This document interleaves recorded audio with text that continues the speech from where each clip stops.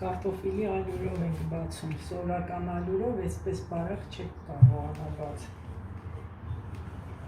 Մամից խմորի մեջ ինչ էր մտնում։ Խմորի մեջ մտնում է մածուն, ձու, ձեթ, սոդա, աղ։